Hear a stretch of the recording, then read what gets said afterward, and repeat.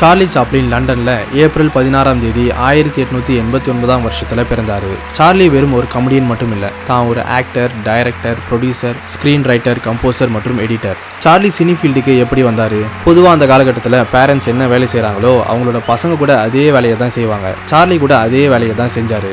Charlie சாப்ளினின் தந்தையோட பெயர் Charles Chaplin. இவர் ஒரு சிங்கர். தாயோட பெயர் ஹேனா சாப்ளின். இவங்க சார்லஸ் சாப்ளினை திருமணம் செஞ்சதுக்கப்புறம் இவங்க கூட அதே சிங்கர் வேலையை செய்ய ஆரம்பிச்சாங்க.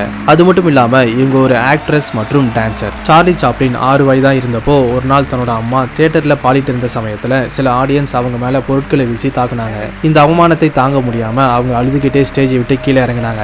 6 வயதான சார்லி சாப்ளின் ஸ்டேஜில் ஏறி அவங்க அம்மா பாடிய அதே பாடலை பாட ஆரம்பிச்சாரு. ஒரு சின்ன பையனோட வாயிலிருந்து வந்த அந்த பாடல் அங்கிருந்த எல்லாரையும் உற்சாகப்படுத்தியது. தான் ஒரு சிறந்த நடிகரா மாற வேண்டும் அப்படிங்கிற லட்சியத்தை நோக்கி பயணம் பண்ண ஆரம்பிச்சாரு. இதுக்காக ஆரம்ப காலகட்டத்தில் நிறைய சின்ன சின்ன ஸ்டேஜ் ஷோஸா பண்ணாரு. இது மூலமா வந்த பணம் அவரோட பொருளாதார நிலையை மாற்ற ரொம்ப உதவியா இருந்துச்சு.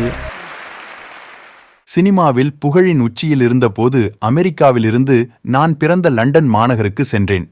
நான் இளமையில் பசியுடன் கிழிந்த சட்டையுடன் நடந்து சென்ற அந்த லண்டன் வீதி தெருக்களில்தான் இப்போது என்னை காண இலட்சக்கணக்கில் மக்கள் திரண்டனர்.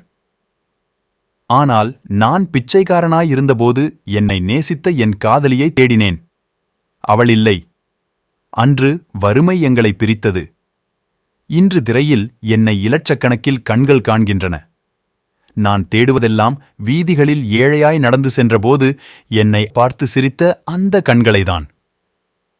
பணம் நமக்கு எல்லாவற்றையும் கொடுக்கலாம், ஆனால் வறுமை நம்மிடமிருந்து பறித்த சிலவற்றை பணத்தால் திருப்பி தர முடியாது. இப்போதும் வறுமைதான் வென்றது. காலப்போக்கில் தான் ஒரு பெரிய நடிகராக வளர்ச்சி அடைந்தார். ஆனால் இது எல்லாமே நடந்ததுக்கு அப்புறம் கூட தன்னோட வாழ்க்கையில் சந்தோஷமே இல்லை. துக்கங்கள், கஷ்டங்கள் மற்றும் தனிமை மாதிரியான பிரச்சனைகளால் சபிக்கப்பட்டார். என்னதான் இருந்தாலும் மக்களை சிரிக்க வைக்கிற அந்த கமெடியன் வேலையை தொடர்ச்சியாக செஞ்சார். சார்லி நடித்த லைம் லைட் அப்படிங்கிற படம் வெளியானது. ஆனால் அமெரிக்க அரசாங்கம் இதை பேன் பண்ணாங்க.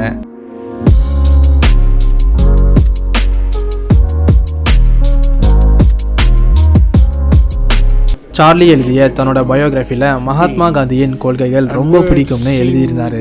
இந்த காரணத்தால சார்லி ஒரு முறை பிரிட்டிஷ் பிரதமரான வின்ஸ்டன் சர்ச்சில சந்திச்சப்போ தான் எப்படியாவது மகாத்மா காந்தியை சந்திக்கணும்னு கேட்டுக்கொண்டாரு.